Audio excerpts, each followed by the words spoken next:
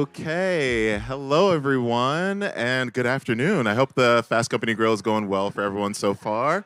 Yeah, we're gonna get started. My name is Ifeanyi. I lead the programming here for Fast Company, and I am really excited for this conversation regarding what the amazing work ElevenLabs is doing in helping to restore human voices with AI. So I'm sure, as many of you know, Eric Dane, who is Rebecca Gayheart Dane's late husband, passed away last month from ALS. He was diagnosed in 2024 and became such an important advocate for raising awareness around ALS. So I just want to start just by asking you, Rebecca, like, how are you doing? That's a loaded question. Get your mic. Oh, sorry. I think I'm doing as well as can be expected. With all things considered, I'm hanging in there. We're getting through it, and I'm really happy to be here to do something so important and to honor Eric and his legacy. We're very happy to have you. Thank you for having me. Absolutely. And, as I mentioned, we're here to talk about, how AI is restoring the human voice. And we'll get to how you, Rebecca, became involved with this work. But, Mati, I would love for you to first do some level setting on what ElevenLabs is for those who may not be familiar. Thank you for having me, Rebecca. Thanks for joining us and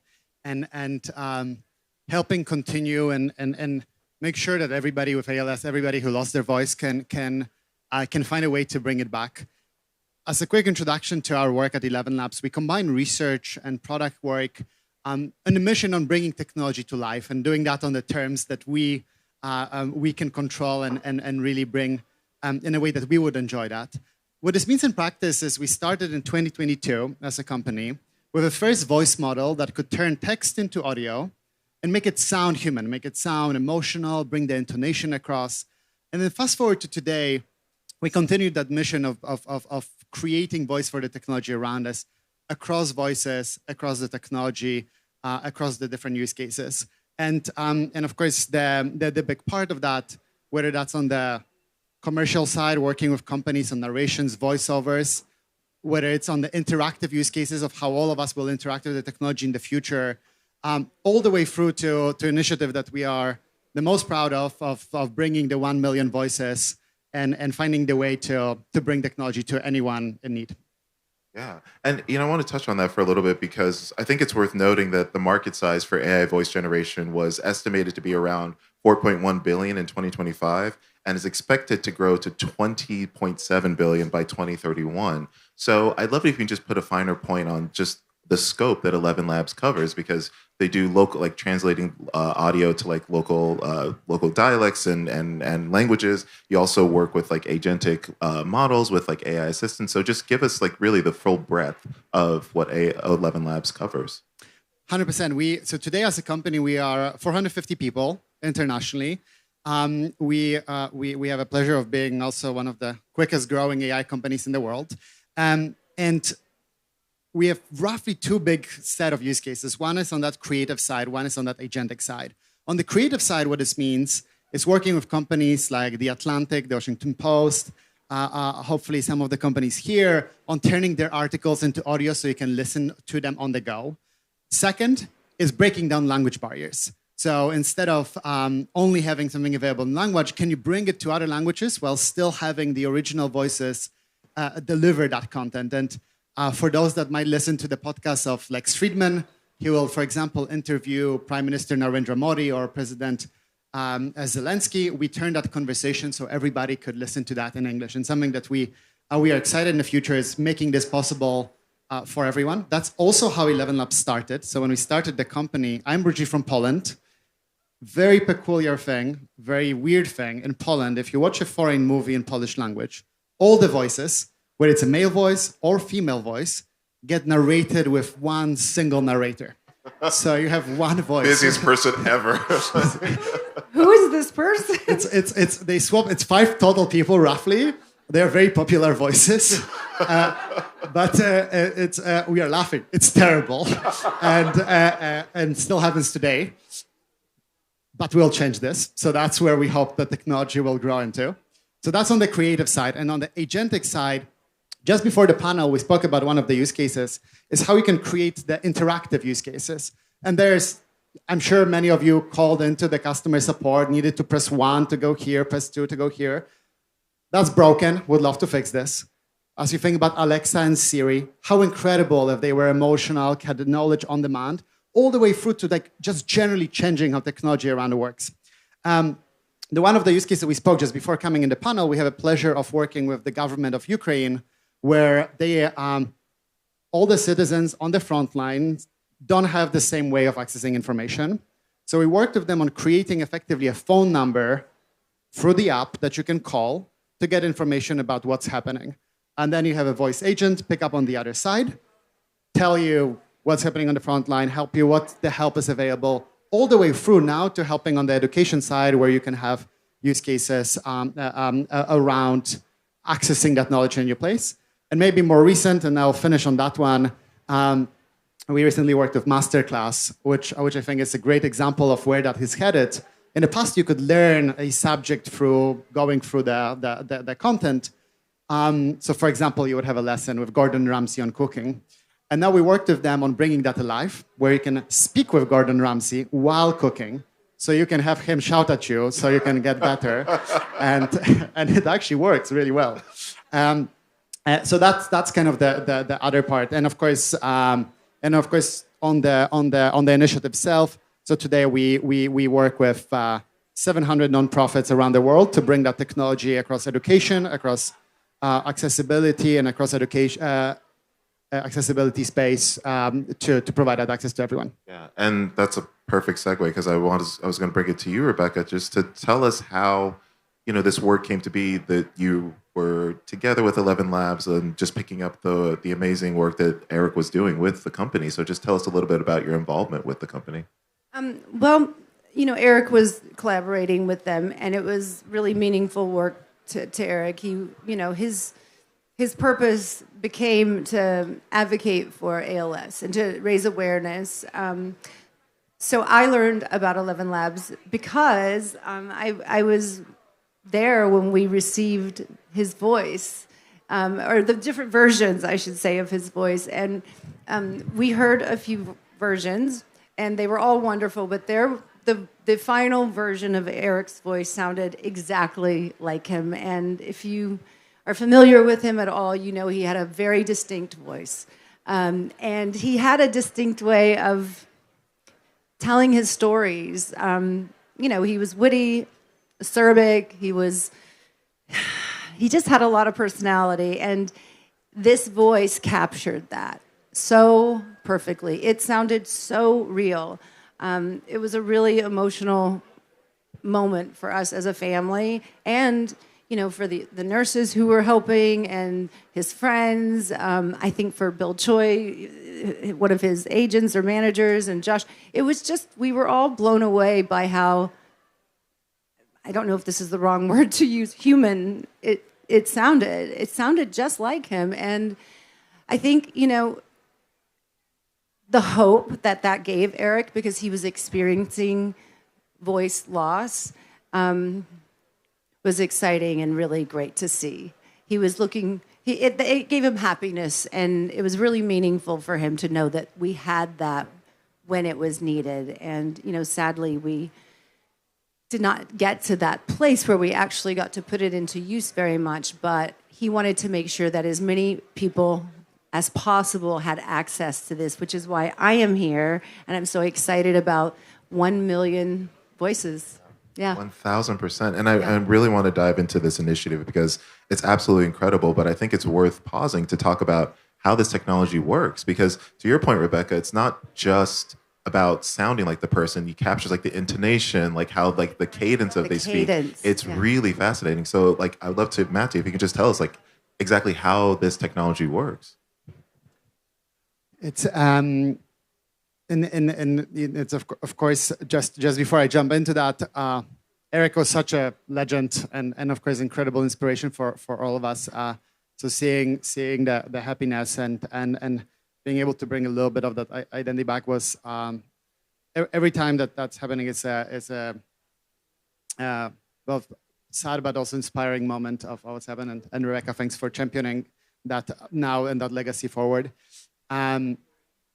The technology has roughly 3 key steps. The first one is you need to find the voice, the sample, to be able to recreate it.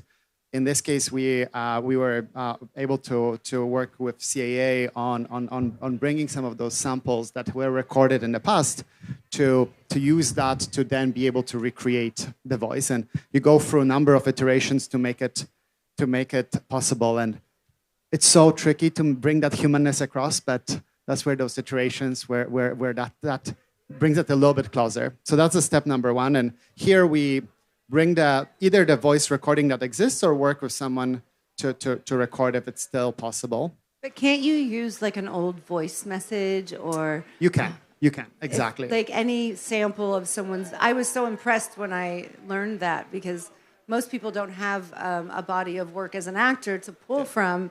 But what's great, what I think is wonderful is that anyone can get it. If you have any sample of their voice, you can recreate it. Exactly. And in Eric's case, of course, there's just such a trove of incredible performances from the past that we can work with. If in a traditional process, if someone is, of course, losing that to ALS, you go through voice banking process to record the voice, so you make sure that like as the ALS progresses, you make sure you have that sample. So that's the first part. Then second is that work of making and fine-tuning that so it's really there for very different conversations, because all of our voices will sound different in conversation and narration and day-to-day being. So then we work through on that part. It's not only us. We have an incredible now set of volunteers across ElevenLabs, all the nonprofits that will be helping across. In this case, it was Richard, one of the doctors that was working closely on making sure that you can really bring that performance across. And then 3 is just actually bringing technology and making it available to you in the day-to-day basis. So whether that's through our website, through our app, or through the devices like Toby device, so people can actually use it in the day-to-day life. Nice. And we've mentioned 1 million. We've mentioned 1 million voices in this conversation, so I really want to dial into that because it's absolutely incredible. So this is an initiative that ElevenLabs launched, which aims to provide 1 million people living with permanent voice loss access to voice restoration technology. So I'd love it if you can just sort of give us more details on how this is rolling out. I know that there's an amazing docuseries that you're debuting at South by Southwest that's kicking this off. So yeah, I'd love you to just tell us a little bit more about this. So we started the company in 2022. Soon after, in 2023, we released our first product, which was exactly that, helping create voice narration. And very organically, a lot of people started reaching out to be able to use that technology when they lost their voice. One of the very first cases that happened was a lawyer. Her name was Lori Cohen, and she was starting to lose her voice. She was working in a courtroom, but really wanted to continue the work regardless of what happens. So I worked with Lori on recreating that voice, and she really wanted to despite everything, kind of continue the work, inspire others that it's possible, and then through the years, still advocated for her clients, used the AI voice to continue that work. And then those stories kept on coming, and we opened up the program immediately to start providing the technology for free and working with people that might need it, all the way through to Congresswoman Jennifer Wexton last year, who wanted to continue working her work in Congress, all the way to now working with 7,000 different individuals across the world to bring those voices back. But for whoever is needed, so if there's anyone that you know or any organizations that could benefit, we want to make sure that they have access as well. And after that work over the last three and a bit years, we wanted to capture some of what this technology can mean, how it can be used, so we can hopefully open that doors to even more people. So we created a docuseries with 11 people and capturing those stories of how they found the experience, how the people around them could finally get additional part of that identity, and then and capture some of the moments in the day-to-day life. And it stretches from stories like Zach, who is a father who could reconnect with his sons now with his AI voice, through to Yvonne, who wants to champion and inspire others that it's possible as a community worker and still have AI voice to communicate with everyone, to that it's possible that you can go across. And probably one that from the docuseries that was made the biggest impact on me, which was Amber, who lost her voice as she was getting married, and then got the chance to read her vows to her loved one for the very first time, and that was very deeply emotional one. Absolutely. And Rebecca, I'd love to hear from you on, like, having seen this docuseries, like what was your biggest takeaway? Because it's Mati, to your point, like, it's so touching to see how bringing people's voices back, how much it means to the person itself, but their family around them. Because it's just like, there's one, like, where, like, people are talking about, like, I was afraid I was going to forget what my mom sounded like. And so, Rebecca, I'd just love to hear from you, like, watching that and, living through what you are continuing to live through. Like, what's your takeaway from this docuseries? Well, what you just said, I have a friend who many years ago lost her father to ALS when she was young. She was 14. So we talked a lot because of my daughter's age. And she said to me, that she's forgotten what he sounds like. She's older now. And so there was none of this technology then. So to your point, I think it is incredibly meaningful for the patient's family, their children. I think we forget how important and what a voice really is. It is such a huge part of how we navigate the world and how we express who we are. It's such a unique way of, it's not just communication, it's expressing in your own unique way. And I think that without a voice, you do lose, even if someone can, translate for you or help with communication, that person's still losing a part of themselves, which is expressing things in their unique way. And so having a voice that can do that for them is everything, because you really do regain the uniqueness of a person, and that person gets to fully, participate in everything in the way that they would previous to voice loss. I mean, it's really incredible. I'm blown away by what they've done, and I think it's going to help so many people. I would like to know, how do people find you? Like, if someone doesn't know about ElevenLabs or doesn't know that this program is out there and that this initiative is happening, how do they find you? I mean, I know we're out here trying to bring awareness to it, but I think about maybe someone who's living somewhere and they, don't have the easiest access. How do you spread the word? How can we, Listen, no cheating. That was going to be my question, because, like 1 million voices, that's so ambitious. So, like, how are you rolling this out? And to Rebecca's point, like, how can people sign up? Yeah, because I want as many people as possible. I want 1 million people to get their voices. 100%. Of course, things like this hopefully will help open this up a little bit further. But the main piece, if you know any organization, that's usually the best way for us to deliver that in a bigger way. So today it's 700, and that will combine everything from hospitals to foundations. Like, a great example is the Bridging Voices or Scott Morgan Foundation, who already work with people that will go for ALS, and they are helping educate how to live with ALS overall. So we are trying to partner with those that already have that access to hopefully amplify the access we could get otherwise.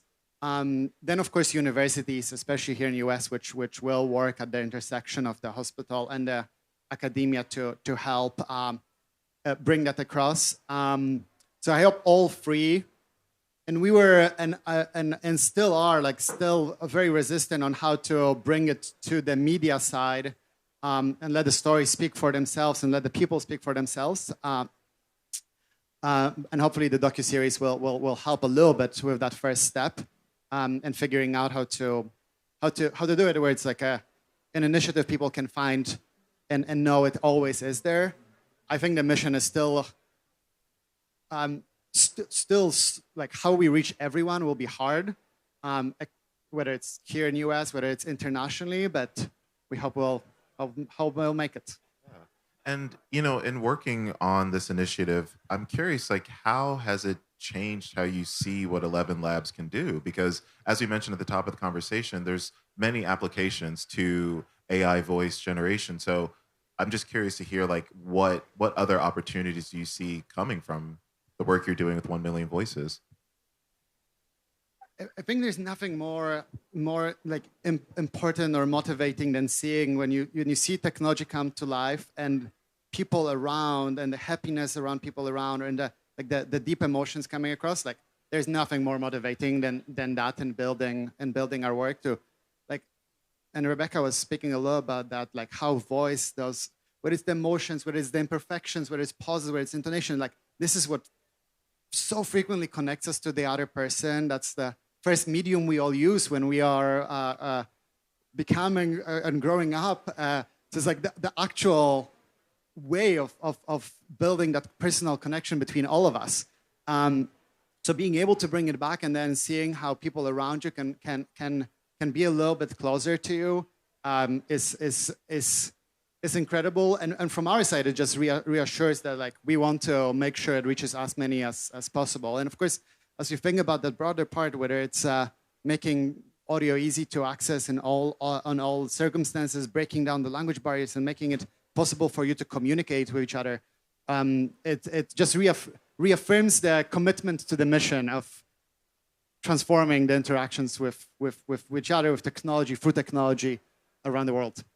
And Rebecca, somewhat similar question to you. I mean, in working with ElevenLabs, how is this fueling the advocacy work that you're continuing on Eric's behalf? Like, I imagine like you, in a way, are kind of energized by this because it is such an incredible program to be a part of. So how is this sort of fueling your ongoing advocacy work for ALS? Well, I think, it's definitely inspiring me to figure out ways of how I can jump in and help more and continue the advocacy work that Eric was doing. And also, I hope my daughters can get involved. It was a little too soon for them right now. But I think down the road, that is definitely something that, when they're younger, technology is very friendly to them. Not as much to me, but... but I think that's, I was thinking, like, how do you get something like this out? I think it is maybe, through hospitals and through, there's got to be a way for people to access this easily, because once they do, they've made it very easy for the person to, they supply pathologists and editors to help, I read, I don't know if this is correct, that on Monday, someone who has experienced voice loss can send their sample of their voice in, and with help that is given to them for free from ElevenLabs, by Thursday or Friday, they will have their voice, which they could then use on their Tobii device or on however they want, and that's a very quick turnaround. And I think that's something else that I appreciate about what you guys are doing is they understand the urgency of time. It's a time-sensitive issue, and you never know exactly when it's going to happen for some people. And I just like that they do it quickly, efficiently, and they are supplying all of the needed people to make sure that, patients with ALS or, patients with throat cancer, whoever it may be, they can get it quickly and start using it. I love that you built that into your initiative. I think that's really important because you can't give just a part of it. You have to help throughout the process because those things can be so challenging for so many people. No, and thank you. That's exactly right. We hope we'll keep making it quicker and shorter, and that's what we realized, that you need all the parts of the process to work together. You need the pathologist, you need the person that can edit the speech, you need to handhold the process. We need to remember you are going through the hardest moment of your life when that is happening. so that external support, the loved ones, the people that are close to you, are going to like make, like without them you just cannot do it. And that's what we are increasingly trying to do. Of course, not alone here, with incredible partners, with hospitals, with foundations, with volunteers. Now we have a few thousand of people that are working to try to maybe make it partnering with caretakers like the nurses Exactly. and somehow getting into hospitals or the healthcare system where you need to tie it into. I mean, you know this.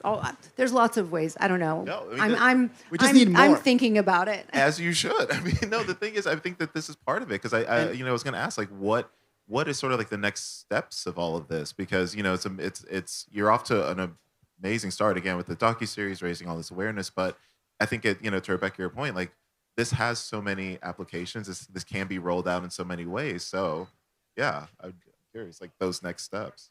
I think so that's exactly right. And we've, of course, now over the last 3 years learned a lot of how to bring it across. That's why the 700 organizations are already part of it, from the hospitals all the way through to like Red Cross organization to companies internationally helping us. I think the next big parts is, of course, how we can extend that even further, make it more efficient, make it more supportive. 2, can we reach other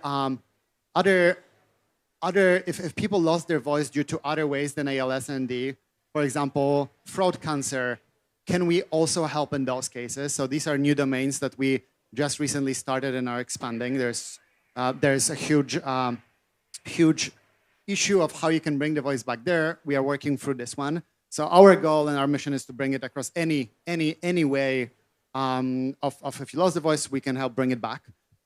So from everyone here, if you know organizations, bring them our way. We would love to support it. And Grassroots word of mouth. Grassroots that word works. of mouth, and we keep shouting from the top all the time to hopefully bring the technology everywhere. And then you have to fix the dubbing issue in Poland. Oh yeah, exactly. Right. I think this is a little bit more important. No disrespect to Poland. But that's last on the list, but in the little time we have left, Rebecca, I'm curious, and I'm going to ask the same question of you, Mati, but like, considering all we've been talking about, all that you've been through, I mean, I asked earlier, like, what was the biggest takeaway from the docuseries, but like, what's been the biggest takeaway for you from all of this? I mean, to be honest with you, I am still, it's all very fresh for me. I'm still so close to our loss of Eric that it's a tough question for me to answer. But as far as the program is concerned, my takeaway is this is possible, and it's AI being used ethically for a great reason. And I think a lot of people are cautious around AI, but I think this is the best example of how AI can be used for good. And I think that's also a message that needs to be spread, because there is, some people are very nervous about AI and some of the things it can do, but this is so positive, and I think this is just such a great starting point in highlighting the good parts of AI. And I guess I'm just excited to know that AI is going to help in medical research, and now it's going to give 1 million people voices and who really need it. That will be very meaningful and change their dynamic and relationships for the better, or restore those relationships with their families, their kids, their coworkers, their community, their friends, and that is a really big deal for someone suffering from voice loss, because that is part of the few things that provide happiness towards the end of the ALS journey. And for you, Mati, I mean, like, what has been your biggest takeaway? And I'm glad you brought it around to like for AI for good, because I think that's such a good point to bring up. So for you, what has been your biggest takeaway from all this work you've been doing? I'm just grateful that Rebecca is with us, that seeing all the champions behind the Talkie series, that despite everything that's happening, they continue to inspire others, that you can bring the voice back, you can live close to normal life and show others that it's possible. And I think that's for me is continual learning.